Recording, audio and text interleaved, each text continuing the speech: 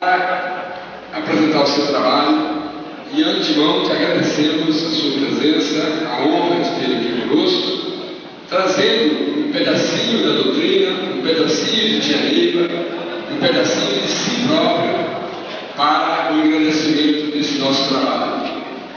Então, a partir desse instante, em Cristo Jesus, eu passo com muito carinho a palavra e o comando desta palestra ao mestre José Carlos Trino Tumaré. Boa sorte, salve Deus. Salve Deus. Salve Deus, meus irmãos e meus mestres.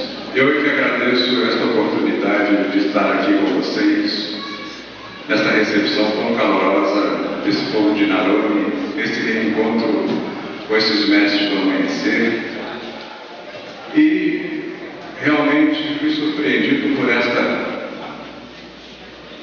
este convite do adjunto Naroni para falar sobre esta extensa jornada que nós temos de Capela ao Vale do Amanhecer, o que traz a transcendentalidade da nossa doutrina, as nossas raízes, o que nós temos feito em relação a todo o trabalho que nos foi deixado por Tia Neiva. Eu gostaria de começar, e vocês me desculpem se vou ter algumas coisas para ler, porque realmente são documentos que foram deixados na nossa história e que não dependem de interpretações. Em determinados momentos eu vou ler, mas aqui o Naroni tem cópia desse trabalho, de modo que quem quiser depois fale com ele. E nós começamos por Capela, a nossa origem, onde nós estávamos em uma situação de desarmonia e por isso mesmo fomos chamados para uma missão redentora dos nossos espíritos. E todos sabemos que existe uma correlação muito grande entre todos nós e este povo que estava aqui nesta terra, porque a nossa missão foi exatamente de conseguir fazer a espiritualização do homem. Naquela época, há cerca de 38 milhões de anos, o homem tinha conseguido a sua evolução nos três reinos da natureza, a Terra já estava praticamente estabelecida, e o que acontecia era estar o homem já vivendo numa fase adiantada da sua existência no planeta, conseguindo desta forma já se reunir em grupos, em tribos, já ter um desenvolvimento mental bem acentuado, distinguindo perfeitamente dos demais animais e fazendo com que realmente ele estivesse pronto para receber esta nossa missão. Então, nos anos 60, quando iniciava a sua jornada para concretizar a doutrina do amanhecer, Tia Neiva teve os primeiros desdobramentos nos quais manteve contato com seres de outro planeta. Em seu livro de 2000, A Construção de Dois Planos, o mestre Tumushi nos relata a primeira viagem de Paptaí 108 da Capela, na constelação do Cocheiro. A bordo de uma nave cheia de instrumentos, Johnson Prata conduziu o planeta Monstro, assim denominado por ser muitas vezes maior que a Terra e ser considerada a sexta entre as estrelas mais brilhantes. Johnson Prata explicou que aquela bela bola luminosa, gasosa e colorida, era composta por 4 mundos diferentes e separados. Um deles chamava-se Umbanda, que significa banda de Deus ou lado de Deus, e era a parte pura do planeta. Outro era a Capela, que significa última espera ou guarnição do lixo de Deus. Ali vivem os seres a quem chamamos Cavaleiros de Oxóssi, seres físicos que têm importante função na Terra e se apresentam desmaterializados. Os habitantes de Capela são gente como nós, espíritos ocupando corpos físicos, moleculares, mas sua composição é diferente da nossa. Capelinos trabalham junto a nós, muitos encarnados na Terra, humanos como nós, outros no plano etéreo, como nossos mentores ou guias missionários. Tia Neiva ficou surpresa ao ser apresentada ao capelino chamado Stuart, a quem sempre conheceu como nosso querido Joãozinho. Assim, os capelinos tentam mudar os rumos da humanidade na Terra instruindo espíritos que aqui voltam a reencarnar, auxiliando os desencarnados nas casas transitórias, atuando como missionários encarnados, ensinando, protegendo, amparando o homem em sua jornada de volta ao planeta-mãe. Os espíritos que se comunicam conosco são seres físicos, lidam com processos materiais, diferenciados, portanto, dos processos dos espíritos e têm uma tarefa a executar. Utilizam nossa mediunidade e também fazem suas projeções de capela diretamente pelos espaçonaves às almacenes. Esta ligação foi feita por força de nossa missão na Terra, para onde viemos espiritualizar o homem que aqui existia, fruto da evolução do planeta, mas que se encontrava em estágio primitivo. Esta missão foi a oportunidade que os grandes espíritos nos concederam para buscar a harmonia que nos faltava para poder continuar nossas vidas em capela. Na verdade, esta missão tinha como objetivo primordial estabelecer as bases do sistema crístico neste planeta, obra que seria desencadeada com a chegada à Terra do Divino e amado Mestre Jesus.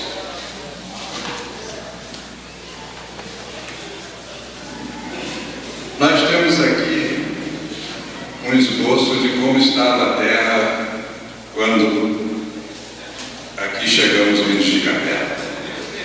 Temos aqui esta parte que está ainda com um bloco de terra, que foi a Egeia.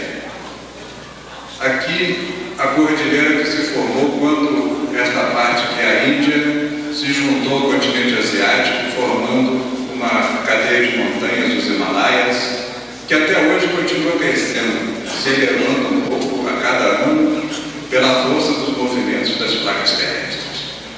Então nós desembarcamos de capela, aqui nos Himalaias, nesta região aqui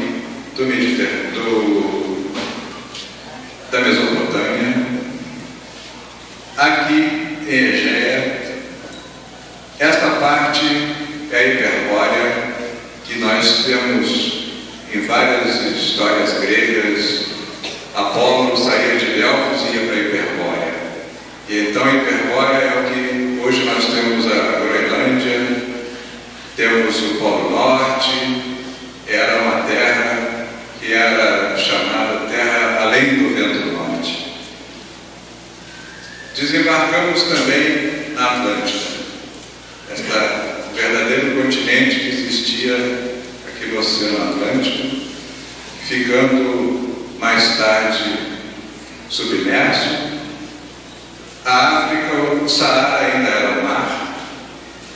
Nós desembarcamos aqui no sul da África, mais ou menos nessa parte intermediária, e desembarcamos nos Andes. Temos assim uma situação de equilíbrio quase que perfeito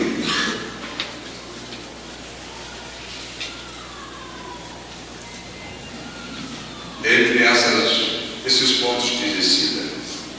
Segundo o relato de própria Tia Neiva, Pai Santa Branca supervisionava todas estas bases capelinas na Terra e que encontraram nos seus locais de descida diversos tipos já de homem colonizado. Homem que já vivia numa sociedade primitiva, mas que já tinha sua ideia como família, de defender os seus filhos mais fracos, de poder, enfim, já receber esta parte da espiritualização para poder conduzir a sua missão. Aqui nos Himalaias nós temos um ponto principal, que foi esse estabelecimento que até hoje nós invocamos quando falamos no mundo encantado dos Himalaias. Quando nós sabemos que toda esta força que aqui chegou continua atuante, se projetou nos tempos de Jesus, fez com que nós pudéssemos elevar o nosso espírito com a ajuda sempre dessas forças, dessas raízes que nos chegaram aqui dos Himalaias. Da Egeia, nós temos também dois campos principais, que foi a formação do Egito e a formação aqui da Palestina. A Egeia sucumbiu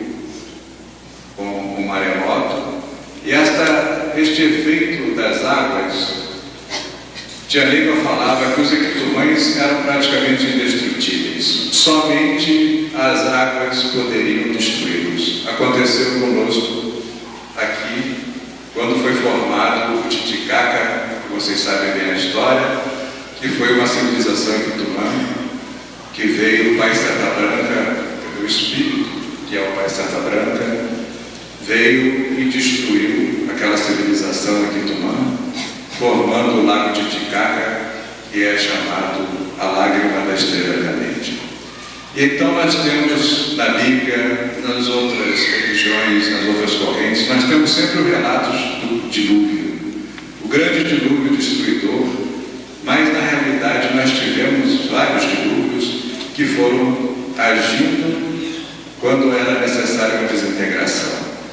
Aqui na Lemúria, uma parte foi dividida, formando o que hoje nós temos a Austrália, algumas ilhas ali do Pacífico, e ficou esta parte que formou a ilha de Omeokam. Omeokam foi a ilha para onde o Pai Serra Branca, conduzindo aqueles espíritos que estavam aqui nesta raiz andina, por força de perseguições, de dificuldades com os animais, com os índios, ele foi para o Omeokam, sendo que hoje só restam 2 pontos desse grande continente, que são a Ilha da Páscoa e o arquipélago do Havaí. E assim nós temos esta divisão, que foi também a divisão que deu a origem a estas forças que se separaram, porque havia o espírito nosso trabalhando e havia aqueles homens que já eram naturais da terra, as várias raças que estavam espalhadas por esses continentes. E o que fizeram os capelinos? Desceram exatamente nos locais onde havia uma civilização mais avançada um pouquinho, onde aqueles espíritos já tinham passado daquele nível animal e estavam dentro de um aspecto racional, tendo então melhores condições de absorver a doutrina, de absorver aqueles fatos que lhes eram trazidos pelos capelinos.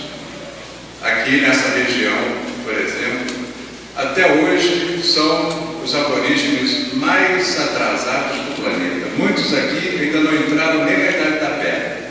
Então a gente vê que são espíritos que estão em evolução, mas que não tinham condições nessa época de receber os capelinos.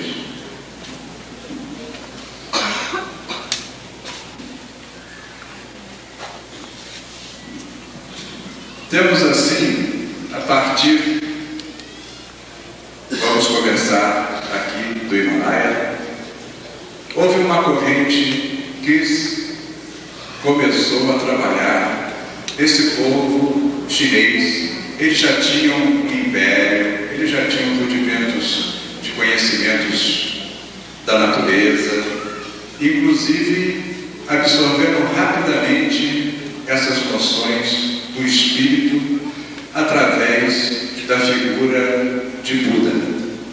Buda foi um espírito, Buda significa iluminado, foi um espírito que teve como sua missão exatamente fazer a espiritualização desse grande povo aqui de raça amarela, e foi através de Buda que houve uma concentração das mentes em torno da espiritualidade.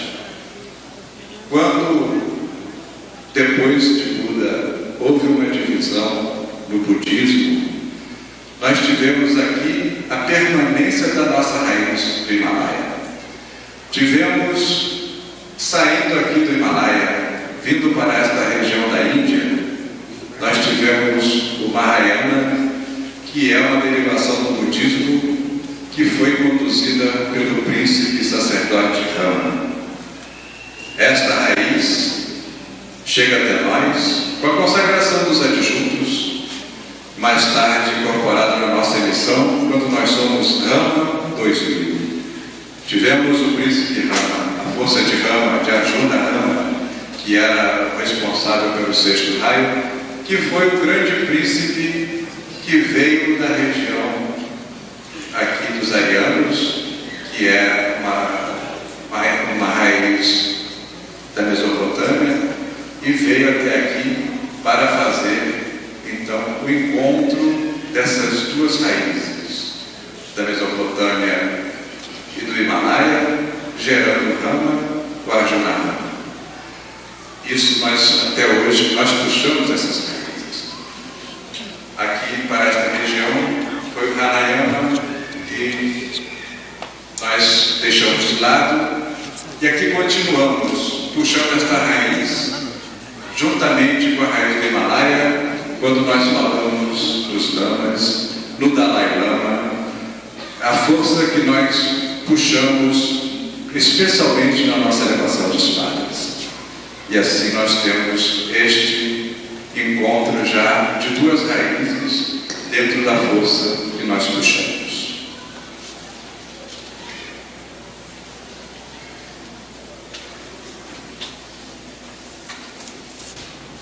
A raiz dos hiperbóreos, que foi também consumida pela água e se transformou depois no polo, no nosso polo norte, na Groenlândia, naquelas terras do norte do estado da América do Norte, nós temos especialmente a raiz celta, os druidas, que fizeram vários trabalhos na pedra, até hoje existentes, como este aí de Stonehenge, e que são trabalhos cabalísticos, puxadas de forças cósmicas e de forças da Terra, que nós chamamos telúricas, e que são usadas até hoje dentro exatamente da nossa doutrina. Nós temos aqui este exemplo das chamadas ginas. Ginas são esses monumentos de pedra que os celtas, através de seus druidas, os druidas eram os sacerdotes, os que conheciam os segredos da manipulação dessas forças, e faziam a manipulação dentro desses recintos, com essas ginas, que chamamos essas pedras, que eram protegidas pela força exatamente dos elementos da Terra. E eram pontos de contato com as energias cósmicas e extras cósmicas, e ali eram recebidas grandes forças para o desenvolvimento de todo este povo que foi influenciado na Europa, que influenciou a formação de Roma e que chegou até hoje. Nós temos uma reconstituição artística da destruição da Atlântida. A Atlântida alcançou um nível muito grande de desenvolvimento, mas os homens quiseram se chegar ao nível de Deus. Fizeram muitas e muitas coisas além do que lhes era permitido, e assim a espiritualidade trouxe a destruição, a submersão da Atlântida. Vemos aqui a cidade sendo invadida pelas águas do mar revolto. Aqui alguns sobreviventes, os animais daquela época, que ficaram em partes mais elevadas.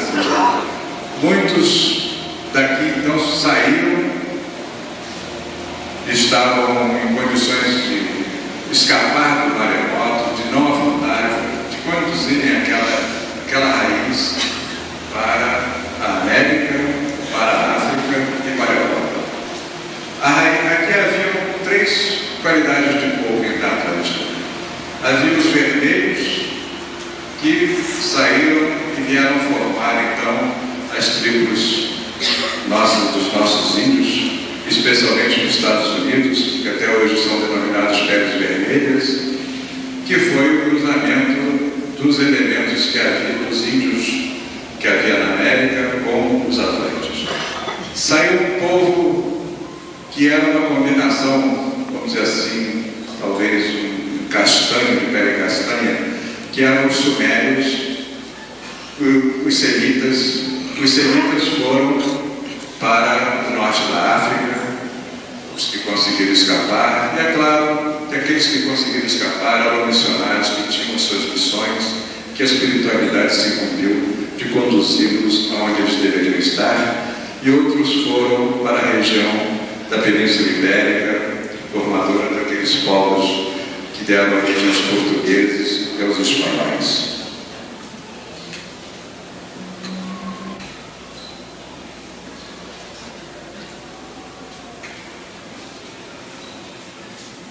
Esta é uma cena reconstituída das ruínas de um palácio da Egéia, a região que deu origem à Grécia e de onde saíram as linhas do povo grego, do Egito e dos hebreus.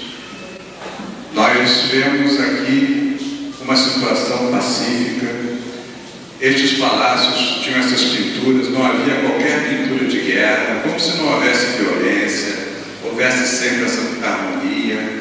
Mas acontece que estas são as origens exatamente do povo que maior progresso deu à humanidade, que foi o grego, o hebreu, especialmente o egípcio, onde nós também vamos buscar as nossas forças nos nossos trabalhos, nas raízes dos Ramsés, no Egito, na Grécia de Apolo, de Delfos, e dos hebreus, com a figura luminosa do nosso divino e amado Mestre Jesus. Mas vemos assim um quadro de paz, de harmonia, porém que também estava fadado, e aí nós não sabemos por que critérios, a uma transformação muito grande. Vemos aí a destruição da Egéia. Ainda hoje, no Mar Grego existe, onde tem a ilha de Tira, existe a boca deste vulcão que praticamente tem uma explosão, muitas vezes uma bomba atômica, nesta região da Egéia, e formando as ilhas do Mar Grego, do Mar Egeu, fazendo com que todos esses espíritos também cumprissem uma parte da sua missão na Terra, sendo destruídos mais uma vez pela água, pelo dilúvio. E assim, fomos cumprindo nossas etapas, porque sabemos que a espiritualidade não tem pressa. Nós temos muita coisa a fazer, já fizemos muito, mas a questão de tempo e de espaço são fatores nossos aqui da Terra, do espírito encarnado, quando o nosso espírito, os planos espirituais, vive a eternidade. Não existe tempo, não existe espaço. Para nós, 1000 anos é muito, para o espírito, 1000 anos é pouquíssima coisa. E então, nós vemos aí mais uma vez o dilúvio presente no fechamento de ciclo. Os nossos ciclos sempre são fechados de uma forma violenta, e aí se formou mais um.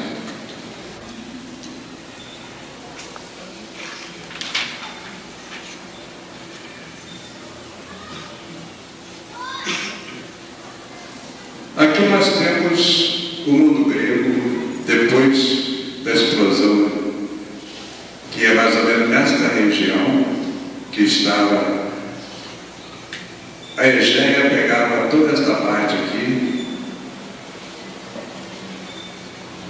e afundou, dando formação então a este mar Egeu e essas ilhas todas. Nós formamos também aqui o Peloponeso, é uma parte da Egéia, essa parte aqui do Peloponeso. Aqui temos Esparta, e na parte da Grécia nós temos aqui toda esta formação também que foi feita a partir da Egéia. Temos aqui Atenas, Tebas e Delfos. Esta Grécia no tempo de Péricles. O poder grego que estava aqui concentrado exatamente em volta de Atenas, com seus pensadores, com aqueles espíritos também que vieram em missão mas que se deixaram levar por um fator que é muito importante nós termos sempre em mente, que foi a vaidade, aquela vontade de ser um verdadeiro Deus, de se superar, achando que pode fazer coisas que realmente aos nossos espíritos não era permitido. Nós tivemos sim grandes pensadores, todas essas religiões, nós tivemos esta influência grega, que nós temos a Macedônia, né? E elas ficaram, essas regiões, praticamente influenciadas por espíritos de alto grau de racionalização. A época luminosa de Péricles, que trouxe um desenvolvimento muito grande às suas obras de arte, aquele apoio aos grandes filósofos. Dizemos mesmo que foi marcada de tal forma que se passou a chamar-se o século de Péricles. E na época de Péricles, 5 séculos antes de Cristo, a influência romana e grega se fazia por toda esta região.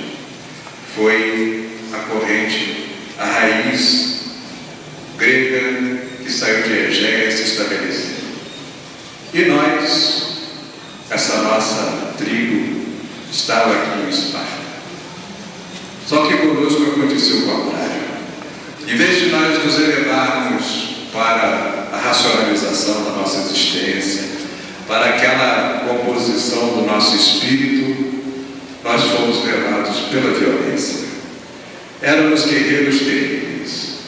Fazíamos da nossa sociedade uma sociedade voltada única e exclusivamente para a guerra.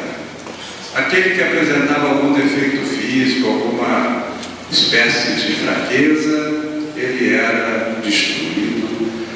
Nós não dávamos a menor importância à mulher como um outro espírito igual ao nosso.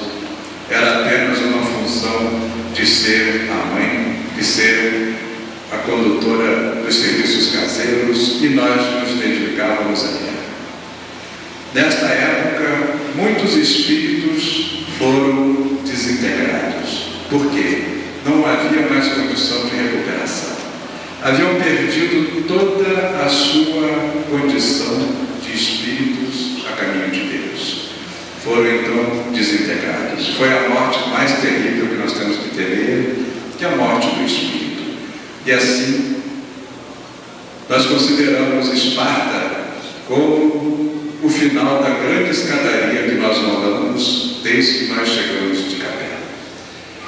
Em Esparta, nós recebemos uma missão nova, condizente com as nossas aptidões na época, que era exatamente esse espírito bélico, esta selvageria que nós tínhamos, e foi conter a expansão do racionalismo grego, que estava ameaçando a nossa missão na Terra. A Grécia era o grande centro do mundo na época, e nós tivemos que enfrentar Péricles, que com toda a sua força do seu espírito ainda manteve acesa a chama de um Deus desconhecido.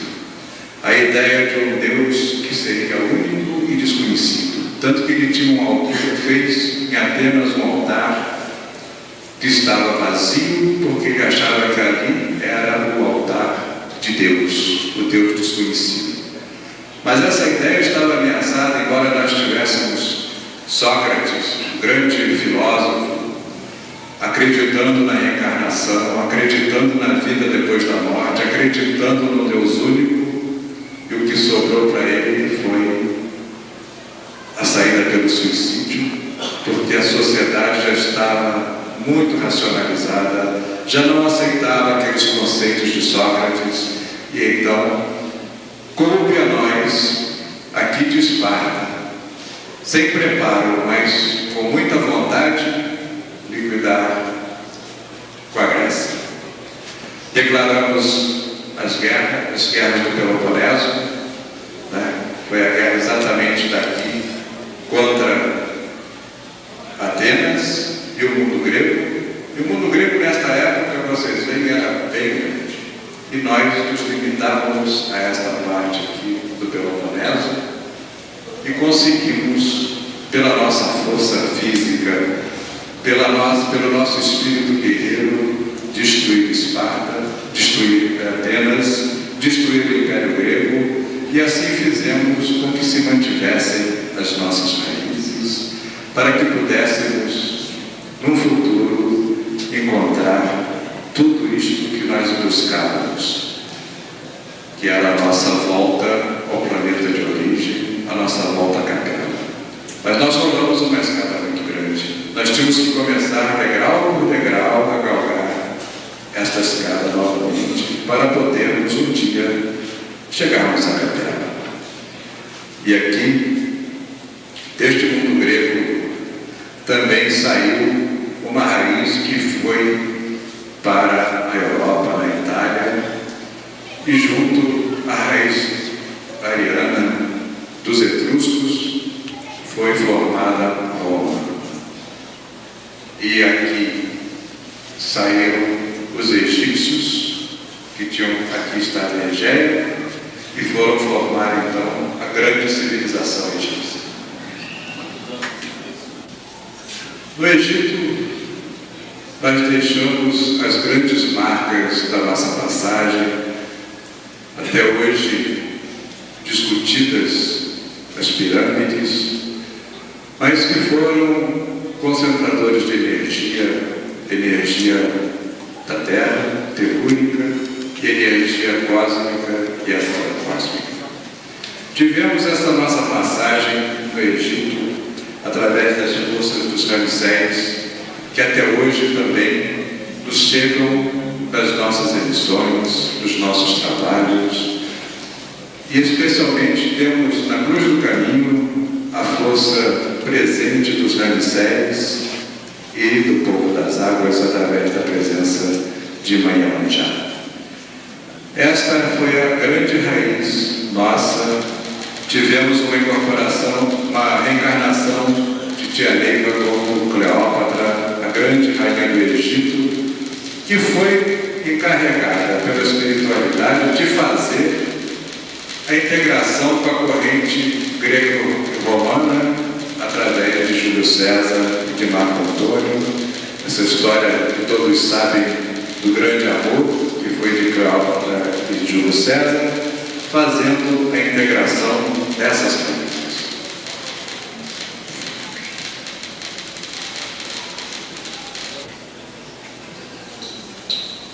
Temos então a outra raiz, a manifestação da raiz egéia, que foram os hebreus, que culminou com a grande conquista desta região da Palestina, que até hoje se briga nela, porque aqui havia outros povos que vieram da Mesopotâmia, e assim a Palestina estava no tempo de Cristo. Quando Cristo nasceu, vindo de uma linhagem de reis hebreus, estes hebreus já estavam misturados com aqueles semitas que vieram através da África, que se misturaram com os árabes e que chegaram aqui com a projeção sempre da nossa raiz dos Himalaias. Segundo o Trino Tumushi, a raiz dos Himalaias projetava nesta época, esta região, com uma força grandiosa, ajudando, e os lamas tibetanos, agindo junto a este povo da Galileia, junto aos discípulos, como fazem hoje os nossos mentores conosco, pela força do Espírito, orientando, preparando a chegada de Jesus. A história da Bíblia é uma história realmente fantástica, porque nós vemos o comportamento social sobre o nosso prisma hoje, de um rei Davi, Salomão, enfim, dessas grandes figuras desse povo hebreu, especialmente de Moisés, que foi o responsável pela condução deste povo no cruzamento com a raiz grega, porque Moisés foi criado como um príncipe grego, o príncipe egípcio, e foi e então conduzindo o seu povo para a Palestina. E aí nós vemos mais uma vez as raízes se encaminhando, se completando, fazendo o fecho que nós vamos ter mais à frente, mas chegando aqui com Jesus. Aqui em Jerusalém, uma cidade que não encontrou paz até hoje, já foi destruída várias vezes, se concentrou então nesta época toda esta força, se concentraram nas linhas das diversas raízes, inclusive com a chegada dos reis magos que vieram da Mesopotâmia, trazendo as suas raízes, já sabendo, já tendo conhecimento de que aquilo estava acontecendo realmente.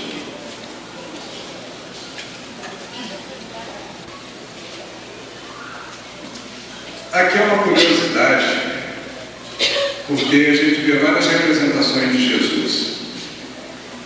Uns fazem de uma forma, de outra, e esta representação aqui do rosto de Jesus foi tirada agora com um computador da imagem que está no Santo Sudário e que foi comprovada que realmente pode ter sido. Eu digo pode porque não existe nenhuma afirmação categórica de que tenha sido Jesus que esteja envolvido no Santo Sudário. Mas se foi, este é o rosto que teria no nosso plano físico este corpo que foi envolto pelo Santo Sudário e que, segundo a tradição, seria Jesus. Teríamos então uma fotografia 2 séculos depois de Jesus. Jesus que veio trazendo toda uma revolução, juntando todas aquelas linhas das diversas origens nossas para trazer a força do amor, colocar na humanidade a dose do amor, da tolerância e da humildade que nós iríamos reviver com Tia Neiva.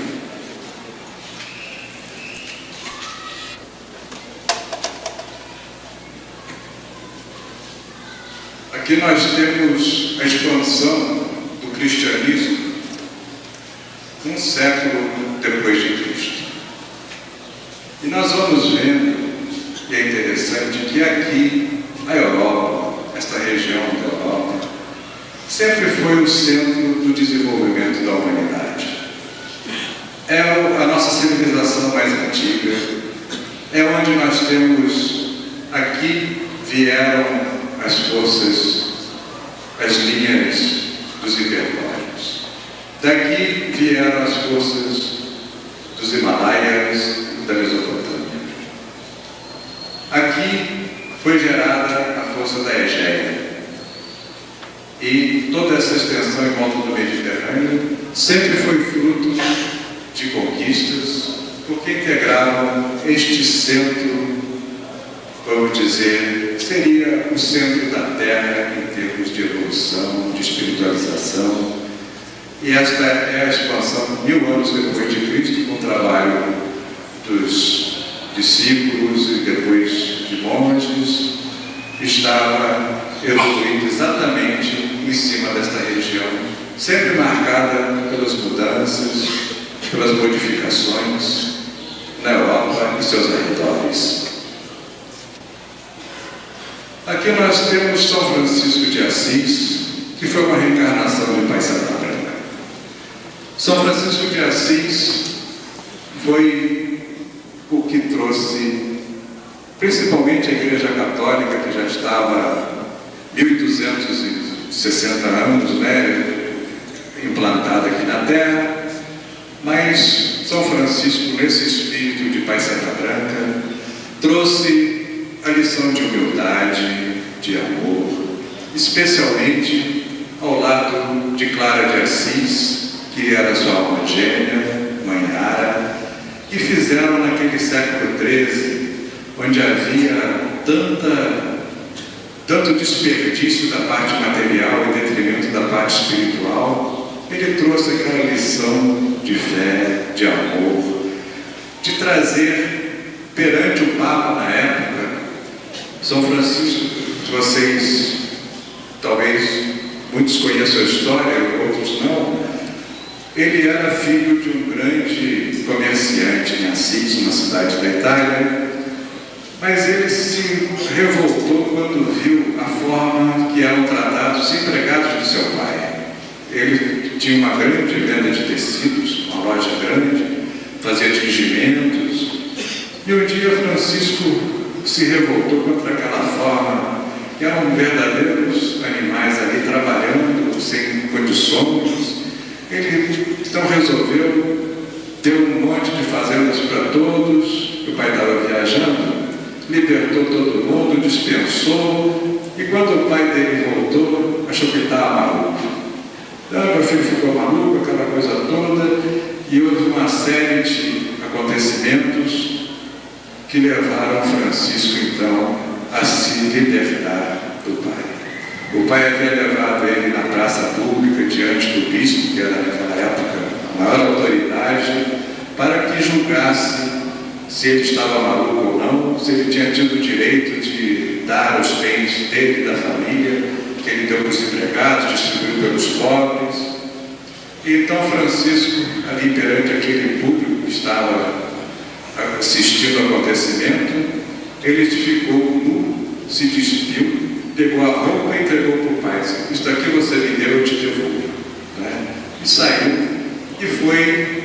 Havia aquelas igrejas que já estavam deterioradas, e onde ele teve uma revelação, porque quando ele foi, ainda estava sob o jugo de seu pai, ele foi feito cavaleiro para lutar numa daquelas guerras que constantemente havia, e ele chegou numa capela e ouviu uma voz dizendo que ele tinha uma missão muito maior do que combater, do que se arriscar diante de outros irmãos.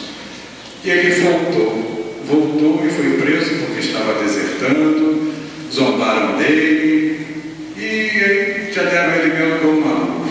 Ele foi para uma igreja que estava caindo, estava em ruínas, porque ele ouvia a voz de Deus dizendo a ele que ele tinha que construir uma igreja.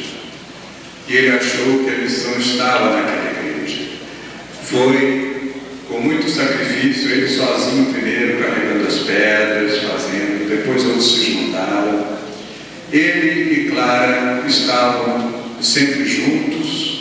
Clara tinha sempre aquele amor profundo por ele, mas não conseguia entendê-lo bem, mas resistia àquela ideia que o pai dela dizia que ela tinha que se casar com um nobre, tendo até marcado o casamento. E Francisco, construindo igrejas, conseguiu ajuda, se juntaram a ele outros espíritos, missionários, abnegados, e ele começou a reconstruir a igreja.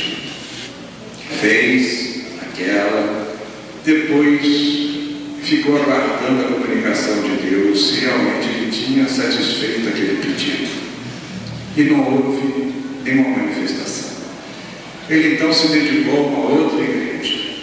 E assim ele fez várias vezes, e os seus companheiros foram aumentando em número, ajudando. Havia parcelas da população que ajudavam, davam sempre comida, alguma coisa, e eles naquela abnegação, até que ele ouviu a voz de Deus que dizia: Francisco, eu não quero que você construa templos de pedra nem de madeira, eu quero que você construa um templo do coração dos homens. E ele entendeu então que a sua missão era muito mais além do que aquela que ele se tinha proposto. Ele fundou a Ordem dos Franciscanos, e naquela época a igreja era a maior proprietária das terras. Sempre que havia aquelas conquistas, a igreja chegava e pegava, como a gente diz, a parte do leão. Você vem aqui no Brasil, a quantidade de terras que a igreja católica tinha, porque os portugueses, quando descobriram o Brasil, cada vila, cada cidade que começava, a grande parte era dedicada à igreja. E Francisco, com esta preocupação, ele fez a Ordem Franciscana, que não tinha coisa alguma. Era proibido ter bens próprios. Era aquela abnegação, viviam da caridade, daquelas condições que eles podiam ter. Tem várias passagens muito interessantes contando esta simplicidade dos franciscanos. E acontece que, como Clara estava comprometida através de seu pai com o nobre, foi marcada a data do casamento. Então Clara, no dia do casamento, enquanto todos estavam se preparando para a festa, ocupados ali com aquelas pessoas que tinham sido convidadas, ela aproveitou, fugiu e foi encontrar com Francisco e pediu que a transformasse em freira num convento que havia junto de onde Francisco estava. E o pai dela saiu com o noivo, desesperado, buscando por ela, e quando chegaram, encontraram ela já com os cabelos cortados, já transformada numa freira, e não puderam fazer mais nada, porque a autoridade na época da igreja era muito superior ao pai de Clara. E assim os dois se juntaram numa missão. As Clarissas, essas irmãs Clarissas, foram fundadas por Santa Clara, Clara de Assis, nossa mãe Yara. E assim as Clarissas de Assis e os franciscanos de Assis se transformaram naquele exemplo do amor, da humildade e da tolerância. É uma das passagens mais grandiosas que nós temos de um espírito na terra, esta união dos dois, inclusive de tal forma que Francisco, revoltado com a grandeza que o Vaticano tinha na época, cheio de ouro, aquela pompa, ele vai falar com o Papa, porque ele queria regularizar a situação da sua ordem, e com muita dificuldade ele consegue passar pelos guardas do Vaticano, porque viam aquele... Era um padre tão pobrezinho, descalço, que chegava todo remendado para falar com o Papa, quando todos se paramentavam, se enfeitavam, punham suas joias, e ele foi repelido. E já ia saindo quando o Papa avistou da janela e viu dele uma figura que ele tinha visto em sonho, que era uma torre imensa que representava a Igreja Católica da época, ameaçando ruir, e vinha um fradezinho muito humilde, muito pobrezinho, e segurava e reequilibrava aquela torre. E o Papa, com a vista da janela, reconhece nele aquela figura que ele tinha visto em sonho, salvando a igreja, que atravessava na época uma crise muito séria em função da política, de ambições materiais, enfim, de tudo aquilo que representava todos os interesses materiais na terra, menos a vontade de Jesus. E então ele é recebido pelo Papa, tem todas as honras, e o Papa consegue regularizar a ordem dos franciscanos de Assis, e ele volta muito feliz e vai comemorar. E depois, quando ele faz uma viagem, já na época das cruzadas, ele faz uma viagem até o Oriente e quer falar com o califa, que era a autoridade máxima do Islã, e vai ao califa sozinho e diz ao califa que ele representa o Deus, não o Deus que seja verdadeiro, mas o Deus de todos os homens, e que em vez de se gastarem dinheiro e vidas com aquelas guerras, que pudessem viver todos como irmãos. E o califa fica muito assustado de ver aquele homem que sozinho atravessou aquelas áreas de combate, sobreviveu no deserto para chegar até ele, e lhe diz que ele pode partir em paz, que ele pode falar que se houver realmente tudo aquilo que ele disse que existia no coração dos ocidentais, que ele certamente cessaria com a guerra. E enquanto ele faz essa viagem, havia um outro frade franciscano, mas que tinha suas ambições, que tinha aquela tradição de fazer uma ordem poderosa, tinha ido ao Vaticano e tinha conseguido um estatuto novo para a ordem, dando que ela tivesse propriedades, construiu o coisas fantásticas, e quando ele volta, ele encontra aquilo tudo virado, tem aquele desapontamento, e se recolhe, já estava um pouco adoentado, ele se recolhe num refúgio, numa gruta, e ali praticamente só tem assistência de Clara, de suas chaleiras, de suas irmãs, e venha a falecer praticamente iluminado, porque viu que surgiu em suas mãos, em seus pés, os estigmas de Cristo. Os estigmas que davam, não que aquilo fosse importante para o Espírito, mas que davam à humanidade o testemunho do apreço, do valor que Jesus dava àquele Espírito. E assim foi essa passagem de Pai Santa Branca como Francisco de Assis. O pessoal que vai fazer a oração de espada, somente um médium que vai fazer a oração de espada é o Nico Barros, lá no Pajezinho. Só que ele teve um detalhe, fazer as fichas de uma obra que dá o exemplo de como foi a situação religiosa nessa Idade Média. É Dante Alighieri apresentando a Divina Comédia, uma obra que é a mais famosa dessa época e que foi o testemunho de Dante fazendo aqui os mundos que ele teria visitado. Tudo isso ele fez de uma forma que pudesse enganar as autoridades eclesiásticas. Ele conta uma história, mas que nós sabemos na realidade que aquele espírito foi conduzido e contou cada um desses planos espirituais, desde aqui do plano mais alto até as áreas onde se chamava o inferno. Ele tem o inferno, o purgatório e o céu. O inferno aqui embaixo, o purgatório é uma fase intermediária e o céu em cima. Então, essa perseguição religiosa se fez de tal forma que quantos foram queimados como bruxos, eram médiuns, eram pessoas que tinham esta mediunidade aflorada e conseguiam fazer previsões, conseguiam fazer curas, mas recebiam esta pecha de feiticeiros e eram queimados, destruídos, e foi uma época negra de perseguição a qualquer tipo de manifestação mediúnica. Temos na Divina Comédia uma lição dos diversos planos espirituais contados de uma forma como uma história. Isto é o que resta da raiz africana. Na região do Zimbábue, estas colunas de pedra com cerca de 12 a 13 metros de altura, elas não têm qualquer entrada, elas foram erigidas na área onde se formou a nossa raiz africana.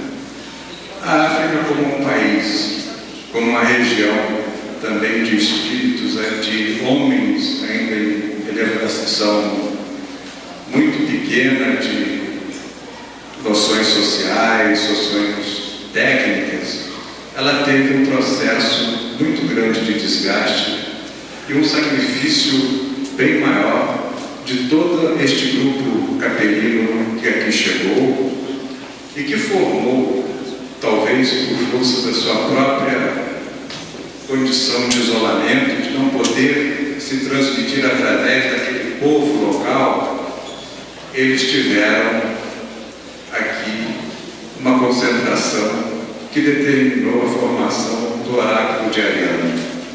Desse oráculo de Ariano saíram as linhas que vieram através dos zenobes, dos mongóis, para o Brasil no tempo da escravidão.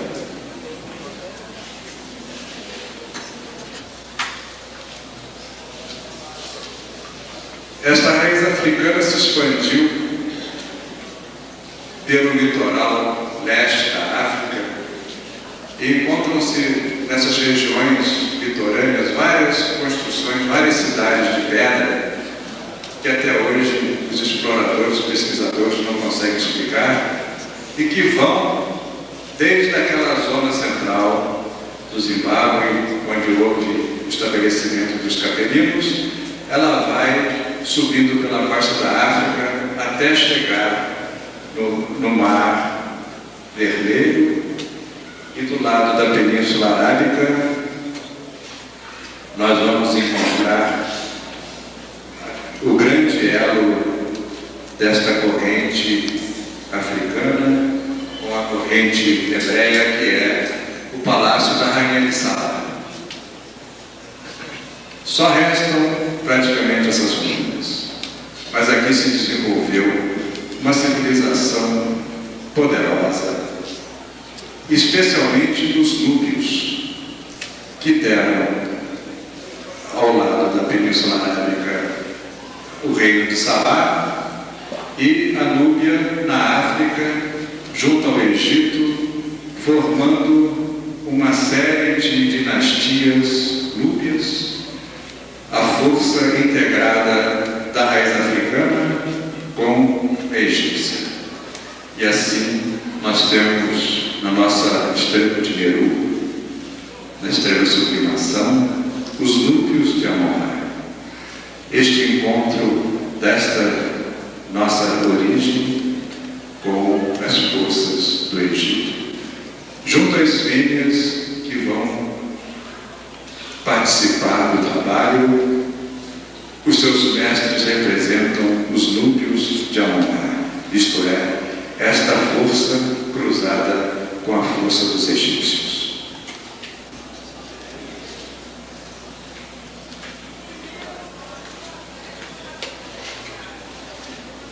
Dentro da força africana, da raiz africana, também uma força que se distingue pelo seu envolvimento, pela sua união, foi a trazida por Maomé. Aqui nós vemos esta região, é exatamente onde se desenvolveu o reino de Sabá.